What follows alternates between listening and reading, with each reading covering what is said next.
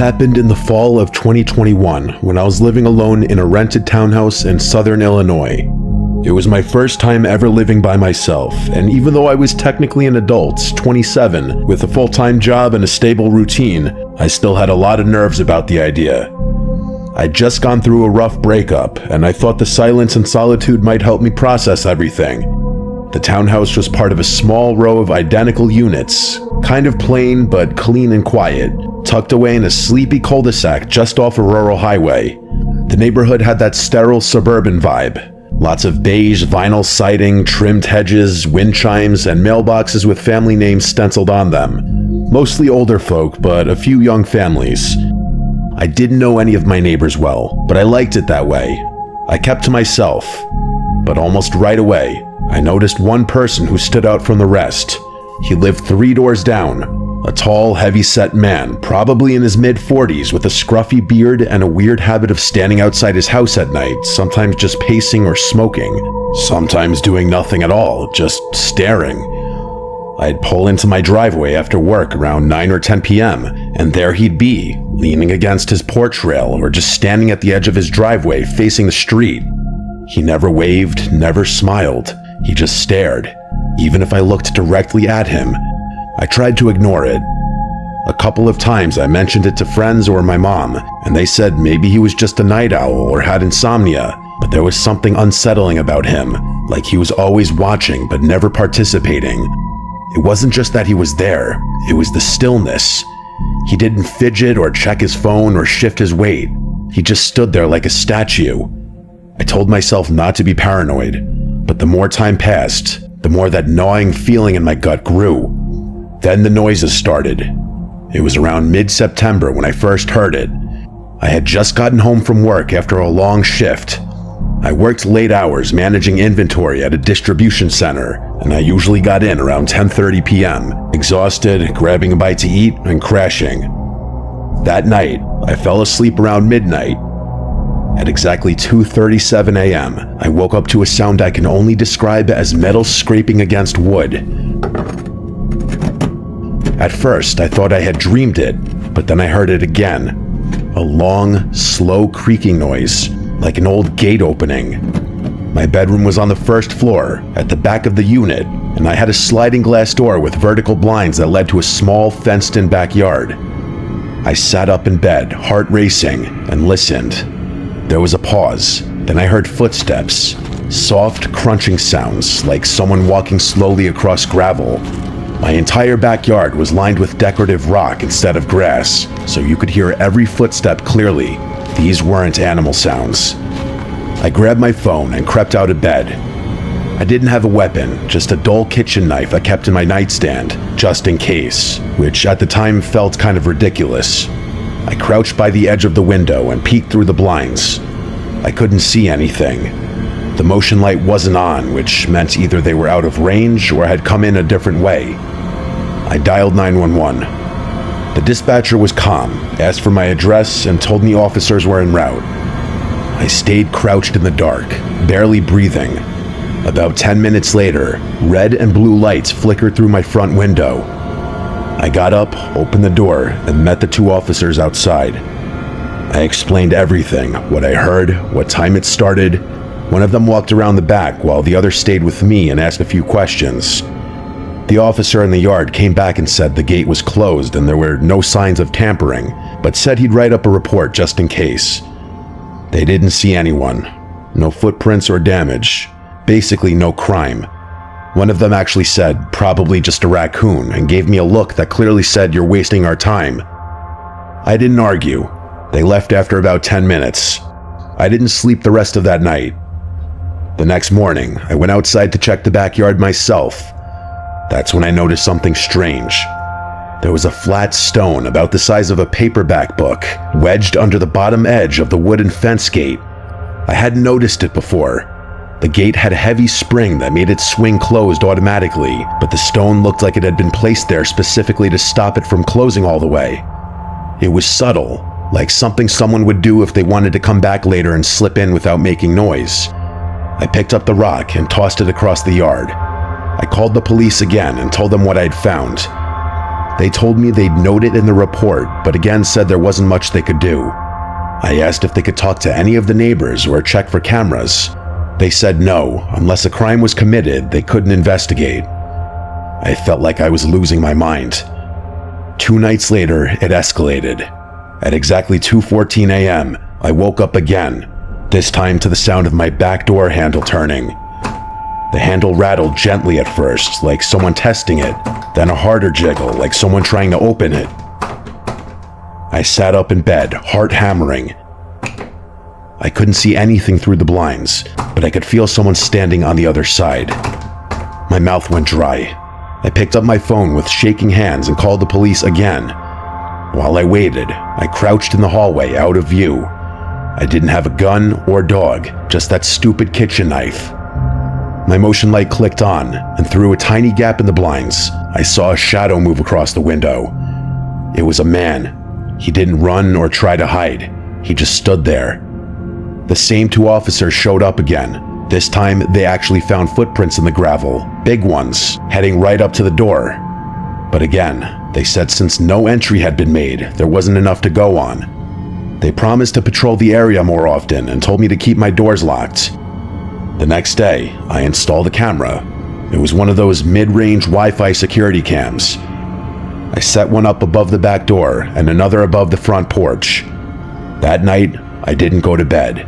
I sat in the living room with the lights off, watching the live feed on my phone. 2:14 a.m. came and went. Nothing happened. Then, at 2:23, the back camera triggered. A man stepped into frame. He walked in through the gate like he knew exactly how to move to avoid the motion sensor until the last second. He was tall and broad, wearing a black hoodie with the hood up, jeans, and gloves. He walked up to the door, looked up directly at the camera, and smiled. A slow, stretched-out grin. Then he backed up, still staring, and disappeared into the dark. I called the police again, and they came back, watched the clip, and admitted that yes, it was unsettling. But since he didn't break in, didn't damage property, and didn't appear to be armed, there was still allegedly nothing they could do. They wouldn't even ask the guy down the street to check his doorbell cam.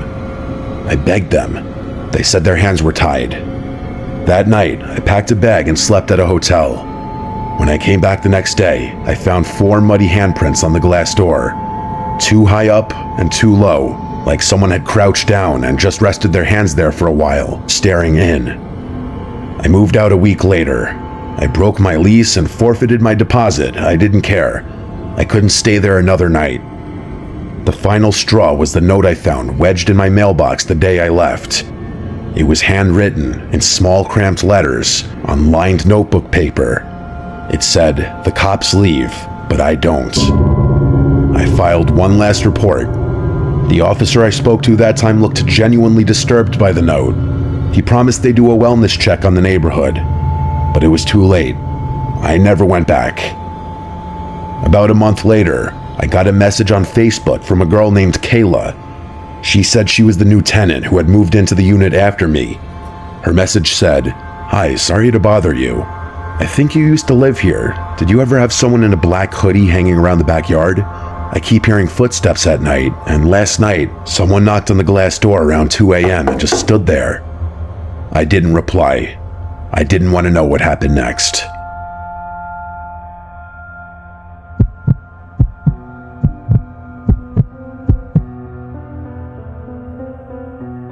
I work for a property preservation company. Basically, we handle foreclosed homes, securing them, cleaning them out, winterizing them, sometimes even boarding them up if there's been vandalism. It's not glamorous work, but it pays well, and for the most part, it's quiet. You spend a lot of time alone in houses that used to belong to people who are long gone. Sometimes it's sad, sometimes it's just boring, but every once in a while, you get a house that feels unsettling. This happened in 2020 when I was assigned to clear out a property in a rural part of upstate New York. It was one of those dying places, only one gas station, half the businesses shuttered, roads cracked and overgrown. The house itself was a small, one-story place off a dirt road, surrounded by overgrown brush and woods on 3 sides. No other homes nearby, just trees and silence. According to the file, The house had been foreclosed after the owner, an elderly woman, passed away, and no heirs had stepped forward to claim the estate. The utilities had been shut off for over a year. Our job was to catalog any remaining property, empty it out, and secure it for winter. I drove up on a Monday morning around 9 a.m. with a small box truck and all my gear. From the outside, the house looked intact. Windows closed, door locked, roof fine, just a lot of weeds and vines climbing up the porch. I had to shove the front door open because it had swollen in the frame, but once inside, everything looked pretty standard. It was dusty, stale air and faded furniture. Then my work phone rang. It startled me because I had no signal out there. I'd already checked and noticed I had no bars, but the phone buzzed anyway. There was no number on the caller ID, it just said unknown caller. I answered, and there was nothing, just a low crackling sound, like static. I said hello twice, then hung up, chalked it up to a glitch. I got to work. I always start with photos, documenting every room, every item. The living room was cluttered with old furniture, lace curtains, some framed paintings. It reminded me of my grandma's house. Heavy furniture, doilies, porcelain figures. The hallway had a smell. Not rot, more like mildew and dust, and something faintly metallic. There were 3 bedrooms. One had been stripped bare except for a sagging mattress on the floor. Another was clearly a sewing room, with thread spools everywhere and a dusty machine on the desk. I took a closer look, and there was a corkboard filled with old newspaper clippings. They were mostly obituaries. Dozens of them, all clipped out with scissors and pinned carefully to the board. No names I recognized, all local. I moved on. In the master bedroom, there was a rotary phone on the nightstand. I remember stopping and staring at it for a second because I hadn't seen one in years. It was off-white, yellowed with age, with a long coiled cord. The kind of phone that would never ring again because the line had been cut long ago. I moved on to the bathroom. That's when my phone rang again. It said unknown caller again. This time I hesitated. I picked it up, stepped out into the hallway, and answered. Again, nothing. But this time, after about 5 seconds, I heard a whisper. Very soft, so quiet I could barely make it out. It said, "Don't answer the phone in the bedroom." Then the line went dead. I stood there, frozen, heart pounding. The house was dead silent. I checked the windows, all closed. Nobody was outside, and there was no sign of forced entry. My first thought was that someone had pranked me. It's what anyone would think. Maybe one of the other crew guys was messing with me, but no one else knew I was there that early, and again, I had no signal. I checked my phone. 1 bar, then nothing, like it flickered in and out of existence. I tried calling my supervisor, but the call failed. I decided to finish the job quickly. I started boxing up loose items in the living room, books, figurines, dusty glassware, but the whole time I felt off, like I was being watched. I kept glancing toward the hallway, half expecting to see someone standing down there. Then the phone rang a 3rd time. But not my phone, the rotary phone in the bedroom. I heard it from across the house, a shrill, mechanical ring that echoed through the rooms. That phone should have been dead. The line was disconnected, no dial tone and no service, but yet it rang, like an old-fashioned bell. I walked slowly down the hallway toward the bedroom, phone still in my hand. It rang again and again. I stepped into the doorway. The phone sat on the nightstand, the receiver trembling slightly with each ring. There was no chance I was picking up that phone. The rings eventually stopped. I backed out of the room. I wanted to leave, but part of my job was securing the property, and I still had to check the basement. I almost said screw it, but something made me keep going. Maybe it was pride. Maybe I just didn't want to admit how scared I was. The basement door was in the kitchen. I opened it slowly. The stairs creaked as I stepped down, flashlight in hand. I smelled mold and something like rust. There were shelves along the wall, filled with old paint cans and some broken furniture. In the back corner, there was a small table. On it, a cordless phone, a newer model. It was gray plastic and covered in dust, and next to it, a stack of yellowed notebooks. I picked one up and flipped through it. Each page had a name and a date and a short sentence. Lena H., July 3rd, 2019, rang once, didn't answer. Carl M., September 12th, 2019, picked up, warned him. It was more like this, dozens of entries. I dropped the notebook, and my heart felt like it completely dropped out of my body as I looked around the basement, fearing I wasn't alone down there and that someone was watching me from any corner in the darkness. I rushed back up the stairs, looking behind me the whole time, heart in my throat. I didn't finish the job. I drove straight back to the office and turned in my report. I didn't tell them everything. I just said the property was unsafe and possibly had squatters or interference. They reassigned the job to another crew. 2 days later, I got a text from one of the other guys, Mark. He'd gone out there that morning to finish the job. I hadn't told him specifically what happened. His message said, "The phone in the bedroom with no service rang while I was in there. What the hell?" I called his work cell phone immediately, and he told me he didn't answer the phone in the house because he was too freaked out. The next day, Mark apparently quit without notice and never returned to work. He's not dead or anything. I admittedly looked him up on Facebook eventually, and he posted stuff since then, but I never spoke to him again. I don't know what else he saw in the house, but it must have been something bad enough for him to want to distance himself from this job. My boss did call the police to report the potential squatters after Mark quit, but they found nobody inside of the house. Everything about that house, from its location to its eerie, dilapidated interior, to the phone calls to my cell phone, and that voice on that line, and that damn house phone ringing. It's like I found myself in a legitimate horror movie.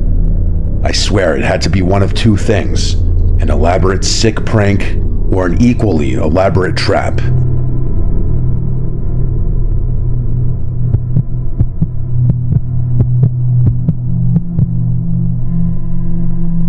This happened in 2019. I was in my late 20s, living alone in a rental house in a quiet neighborhood on the edge of town. It wasn't a fancy place, just an older one-story house with creaky floors, thin walls, and a small backyard. But it was cheap, and it came with a basement, which I used to store extra furniture and tools and stuff. I moved in that spring, and for the first few months, nothing strange happened. The house had its quirks. Some pipes rattled when you turn on the shower, and there was this one kitchen cabinet that always swung open on its own, but nothing unusual for a place that old. The only part I didn't like was the basement. The door was in the hallway next to the bathroom. It was heavy and stuck a little when you opened it, and the light switch for the basement was actually halfway down the stairs, which meant you had to walk down a few steps in total darkness before you could reach it. The first time I went down there, I honestly felt weird. Not scared exactly, but uneasy. The single bulb didn't do much to light the corners, and the whole place smelled like old wood. But I didn't have any reason to be down there for long, so I stored my things, shut the door, and didn't think much of it. That changed around late October. I had just gotten home from work. I'm a night shift security guard, so I usually get home around 3 a.m., and I was heading to the bathroom before bed when I heard something. It sounded like a faint knock. 3 soft taps. It came from behind the basement door. I froze in place. At first, I thought maybe I imagined it. Maybe it was the pipes or the house settling. But as I stood there, holding my breath, I heard it again. 3 distinct knocks. I backed up a few steps and stared at the door, and then I waited. There was just silence now. I remember whispering to myself, "It's just the house," even though I didn't really believe it. I didn't open the door. I went to my bedroom, locked the door, and stayed awake for the next 2 hours, listening.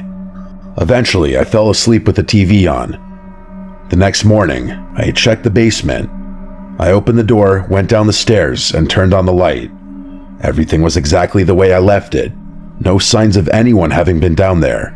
No footprints in the dust, no broken windows.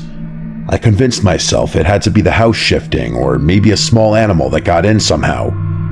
I moved on, but a few nights later, it happened again. This time, I was in the bathroom brushing my teeth when I heard the knock.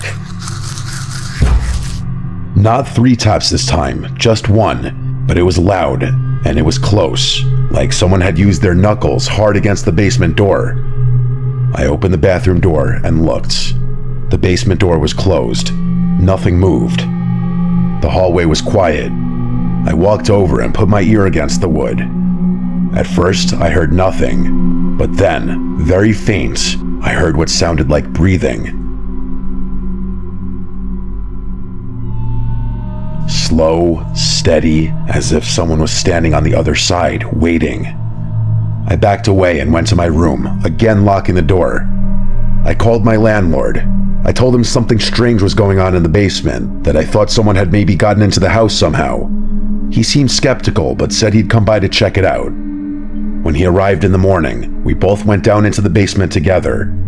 He looked around, checked the windows, the walls, even the foundation. Nothing was damaged or broken. No signs of a break-in or animals. I didn't say anything. I couldn't explain what I was hearing, and I didn't want to sound crazy. For the next week, things were quiet. I started to think that maybe I was just overtired or imagining things. I was working too much after all. But then, one night around 2 a.m., I was sitting on my couch watching TV when I heard the basement door creak. Not a knock or slam, but a creak, like it was slowly swinging open. I sat up straight and turned off the volume. I could hear it, the slow, grinding creak of the hinges moving. I got up and peeked down the hallway, and the basement door was wide open. I hadn't opened it in over a week. I hadn't even touched it. I grabbed a flashlight and slowly walked toward it. I didn't have a weapon, but I had no choice. I had to know what was going on. I stood at the top of the stairs and shined the light down. The basement was pitch black. The bulb wasn't on. I reached around the corner and flicked the switch. Nothing. It was dead. The bulb must have burned out. That's when I heard footsteps coming up the stairs. They weren't rushing, they were slow, but they were 100% footsteps. I backed away. My hands were shaking. I slammed the door shut and held the handle tight. For a moment, I felt the pressure of something on the other side, like it was leaning against the door. Then it stopped. I locked the door and called the police. I told them someone was in my basement. They showed up about 10 minutes later, and 2 officers cleared the house and went down into the basement. I stood in the front yard, waiting, and after what felt like forever, they came back up. They said they didn't find anyone, no signs of forced entry or anyone hiding. Nothing was even disturbed. One of them even tried to laugh it off, asking if I'd been watching scary movies. I knew what I heard. After they left, I didn't go back inside right away. I just stood there, staring at that house. Finally, I went back in, locked every door and window, and stayed up until the sun came up. That morning, I bought a padlock and installed it on the basement door. I didn't care if it was allowed or not. I needed it. For the next month, the basement stayed quiet. No sounds or knocks or anything. I almost let myself relax. Then one night, I got home from work and noticed the basement door was open. Not just unlocked, the padlock was lying on the floor, broken. The door itself was slightly ajar. I hadn't touched that door in weeks. I stood there staring at it, and for the first time, I realized something. Every time this had happened, every noise and every knock, it had always happened at night when I was alone. I did not go down. I couldn't. I packed a bag, left the house, and stayed at a friend's place for a few days. When I came back, I literally nailed the basement door shut. I even wedged a chair against the door. I didn't care if the landlord got mad. I just couldn't look at that door anymore. A few nights later, around 3 a.m., I was laying in bed when I heard a sound that I still can't explain. It was a voice. It wasn't loud. It wasn't even someone speaking, like the barely audible sound of a rumble of someone's vocal cords. It came from somewhere beneath the floorboards, directly under my bed. That was it. I called the police again. They showed up, did their search, and nothing turned up again. So So I packed everything, minus the stuff in the basement, and I left. I didn't even wait for the lease to end. I don't know what was in that basement. I don't want to know.